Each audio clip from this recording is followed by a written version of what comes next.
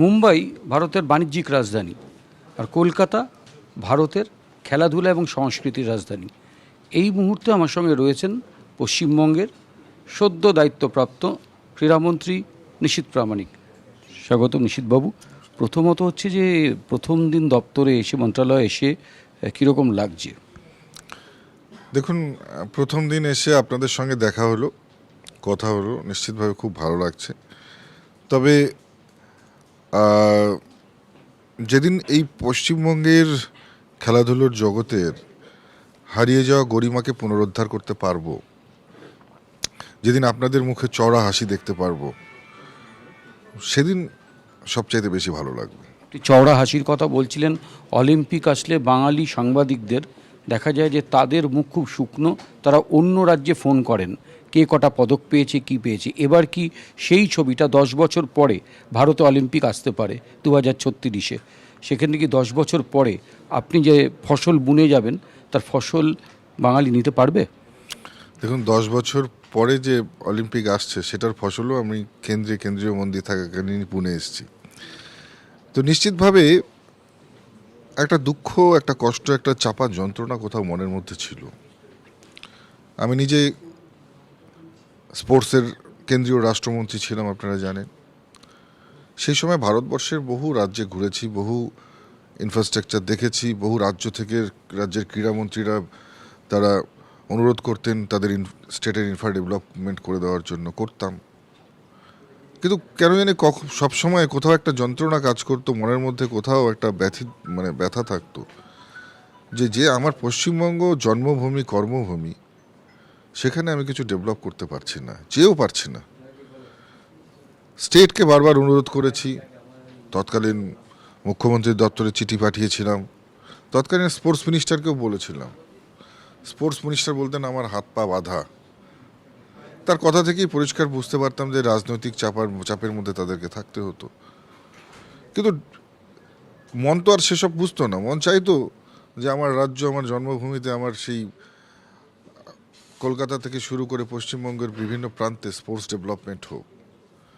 এবং সেই সময় আমাদের প্রধানমন্ত্রী খেলো ইন্ডিয়া সেন্টারে ডিক্লেয়ার করলেন যে প্রত্যেকটা জেলায় একটি করে খেলো ইন্ডিয়া সেন্টার করতে হবে, যেখানে জেলার বিভিন্ন প্রান্তিক যে খেলোয়াড়রা রয়েছে, প্রতিভা রয়েছে, সেই প্রতিভাদের একটা বেসিক প্ল্যাটফর্ম তারা পাবে। তো স্বাভাবিকভাবেই ভারতবর্ষের প্রত্যেকটা রাজ্যের প্রত্যেকটা জেলায় খেলো ইন্ডিয়া সেন্টার হয়েছে, কিন্তু পশ্চিমবঙ্গ থেকে খেলো ইন্ডিয়া সেন্টার হওয়া তো দূরের কথা, পত্রের যে কোনো তার উত্তর সেটাও কিন্তু কখনো পশ্চিমবঙ্গ সরকার দেয়নি। এবং পরিষ্কার পশ্চিমবঙ্গ সরকার তাদের যে নেতিবাচক দিকটা সেটা দেখিয়ে দিয়েছে, তাদের কোনো ডেভেলপমেন্টের দরকার নেই। এটা অত্যন্ত দুঃখের।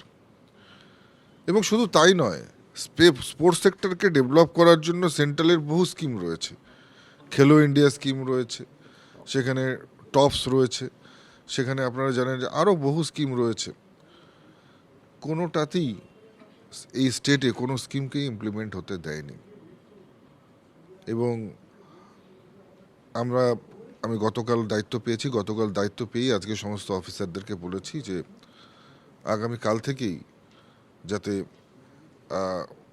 আমরা কাজ শুরু করে দিই, এবং এক সপ্তাহের মধ্যেই যাতে সমস্ত ধরনের সেন্ট্রাল যে সমস্ত স্কিমগুলো রয়েছে স্পোর্টস সেক্টরের ডেভেলপমেন্টের জন্য, সেগুলো যাতে আমরা সমস্ত পাই, সেই সুবিধা পাই, সেই জন্য অলরেডি আজকেই আমি সমস্ত অফিসারদেরকে জানিয়ে দিয়েছি।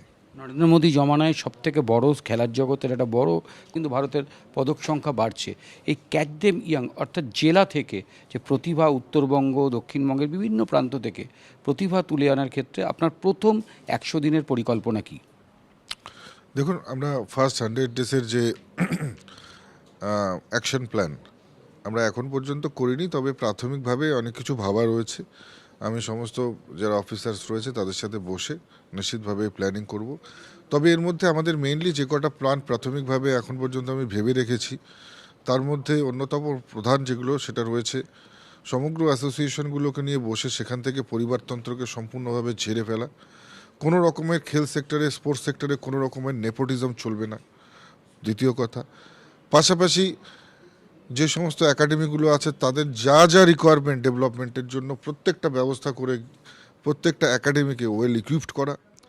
যে সমস্ত একাডেমিগুলোতে সেখানে রেসিডেন্সিয়াল ব্যবস্থা নেই সেখানে ইমিডিয়েট রেসিডেন্সিয়াল ব্যবস্থা করে যারা খেলোয়াড় রয়েছে, যারা স্পোর্টস পার্সন রয়েছে তাদের ডেভেলপ করা। পুরো রাজ্যের যত অ্যাথলিট রয়েছে তাদের তালিকাভুক্ত করে তাদেরকে স্টেটের বিভিন্ন স্টাইফেন স্কিমের আন্ডারে নিয়ে এসে তাদেরকে ওয়েল ইকুইপড করা এবং তাদের প্রপার ট্রেনিংয়ের জন্য যা যা ব্যবস্থা করা সেটা স্টেট করার জন্য আমরা সেটা নেব। ফুটবল একটা বাঙালিদের আবেগ, আপনারা জানেন। আমি আসছিলাম সিয়েতে, বাঙালির একটা বড় একটা খেলা হচ্ছে ফুটবল। আপনি নিজে ফুটবলের ভক্ত। এখানে মোহনবাগান, ইস্টবেঙ্গল, মোহামেডান প্রত্যেক বছর আইএসএল আসলে তাদের ভাড়ারে একটা সমস্যা দেখা যায় এবং সেক্ষেত্রে কারণ না কারণ কোনো মন্ত্রী, মুখ্যমন্ত্রী এদের অনুগ্রহের জন্য এই 3 বড় ক্লাবকে ছোটাছুটি করতে হয়। এটাকে কিভাবে সামলাবেন? দেখুন, ফুটবল একটা আপনারা জানেন বড় সেক্টর, বাঙালিদের আবেগ। নিশ্চিতভাবে কয়েকটা ক্লাব রয়েছে যারা তো সারা বছর বিভিন্ন রকমের তাদের অ্যাক্টিভিটিস থাকে এবং বেশ কয়েকটা ইভেন্টে তারা পার্টিসিপেট করে এবং বিশেষ করে ফুটবলের ক্ষেত্রে তারা বেশ কয়েকটা বড় বড় চ্যাম্পিয়ন ট্রফিতে তারা পার্টিসিপেশন করে। এবং তাছাড়াও জেলা স্তরে যে ক্লাবগুলো উঠে আসছে, যে সমস্ত ক্লাবগুলোর মাধ্যমে আমরা নতুন প্রতিভাকে খুঁজে পাচ্ছি, তাদেরকে ইকুইপ করা এবং জেলা স্তরেই তাদের ট্রেনিং করা এবং অবভিয়াসলি যেমন ট্রেনিংয়ের ব্যবস্থা, সেই সঙ্গে সঙ্গে তাদের proper diet, proper fooding, supplement সমস্ত কিছুর ব্যবস্থা এবং সেই সঙ্গে সঙ্গে স্পোর্টস সায়েন্সকে ইমপ্লিমেন্ট করা, যে পার্টিকুলার স্পোর্টস সায়েন্সকে ইমপ্লিমেন্ট করে কোন প্রতিভাধর খেলোয়াড় কোন সেক্টরে যেতে পারে। আমরা অনেক অ্যাথলিটকে দেখেছি যারা হয়তো আর্চারির জন্য প্রস্তুতি নিয়ে পরে সুইমিংয়ে ফার্স্ট হয়েছে, বা অনেককে দেখেছি যারা সুইমিংয়ের জন্য সারা বছর ধরে ট্রেনিং করলো, এন্ড অফ দ্য ডে তারা গিয়ে হয়তো মানে রানিংয়ে তারা হয়তো ফার্স্ট হয়ে গেল। তো স্বাভাবিকভাবেই স্পোর্টস সায়েন্সের ইমপ্লিমেন্টেশনের মাধ্যমে বাচ্চাদের প্রকৃত প্রতিভা, তাদের বডি স্ট্রাকচারের যেমন বিচার করা হয়, তেমনি তাদের কি নিডস রয়েছে, তাদেরকে কীভাবে আরও ওয়েল ইকুইপড করা যায় সেগুলোর সাজেশন সেখান থেকে পাওয়া যায়। সব মিলিয়ে আধুনিকতার সঙ্গে সঙ্গে তাল মিলিয়ে আমরা মডার্ন সায়েন্সের সঙ্গে সঙ্গে তাল মিলিয়ে স্পোর্টস সেক্টরের ইনফ্রা ডেভেলপমেন্টের সঙ্গে সঙ্গে আমরা স্পোর্টস যারা প্রতিভা আছে তাদেরকেও সঠিকভাবে যাতে চয়ন করা যায়, সব মিলিয়ে একটা এমন পরিবেশ তৈরি করব যাতে আগামী দিনে এই পশ্চিমবঙ্গ থেকে প্রত্যেকটা স্পোর্টস ইভেন্টের ক্ষেত্রে আমরা এগিয়ে থাকি। সেটা ফুটবল হোক কিংবা ক্রিকেট, ইন্ডিজিনিয়াস গেমস হোক কিংবা অলিম্পিকের অ্যাথলিটদের জন্য, প্রত্যেকটা ক্ষেত্রেই যাতে আমরা এগিয়ে থাকি সেই বিষয়ে আমরা ভাবা শুরু করেছি এবং আগামী দিনে এই পরিবর্তন খুব তাড়াতাড়ি আপনারা লক্ষ্য করবেন। আমার শেষ প্রশ্ন, সেটা হচ্ছে শুধু তো সরকারি অনুগ্রহ বা সরকারি অনুদান নয়, এর সঙ্গে বেসরকারি একটা সহযোগিতা লাগে এবং যেক্ষেত্রে আমরা দেখেছি যে বাংলার বহু ছাত্র, আপনি একটু আগে বলছিলেন, তারা দিল্লিতে গ্লেনমার্কে সাঁতার কাটতে চলে যায়, সেখানে একটা পরিকাঠামো রয়েছে। কর্ণাটকে ব্যাঙ্গালোরে বাসামগুডাতে সেরকম স্পোর্টস স্কুল তৈরি হয়েছে, সেগুলো একদম সরকার বেসরকারি দুটো উদ্যোগের মিলিতভাবে। এক্ষেত্রে কি বেসরকারি উদ্যোগকে কোনোভাবে রাজ্যে এনে স্পোর্টসে তাদের মিলিয়ে দেওয়া যায়, সেই পরিকল্পনা নিয়েছেন? দেখুন, সবকা সাথ সবকা বিকাশ মাননীয় প্রধানমন্ত্রী বলেছেন, যে বিকাশের ক্ষেত্রে যদি সবাই হাত বাড়িয়ে দেয় তাহলে সেই বিকাশটা সঠিক বিকাশ হয়।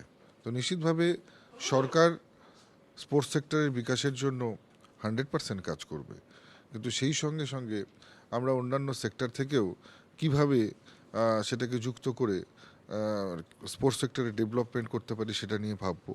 পিপিপি মডেলে ডেভেলপমেন্ট করা যেতে পারে কি না সেটা নিয়েও আমরা আমাদের বোর্ড মিটিংয়ে ডিসকাশন করে তারপর সিদ্ধান্ত নেব। অসংখ্য ধন্যবাদ। অর্থাৎ নতুন ক্রীড়ামন্ত্রী তিনি কিন্তু প্রথমেই দুটো বিষয়ের উপর জোর দিচ্ছেন, অর্থাৎ কোনোভাবেই ক্রীড়া জগতে কোনো পরিবারতন্ত্র অ্যাডমিনিস্ট্রেশনে থাকবে না এবং বাংলাকে অলিম্পিকের পোডিয়ামে নিয়ে যেতে হবে। ক্যামেরায় অরূপের সঙ্গে দেবাঞ্জন, জি24 ঘন্টা। বাংলার আওয়াজ, বাঙালির আবেগ, জি24 ঘন্টা।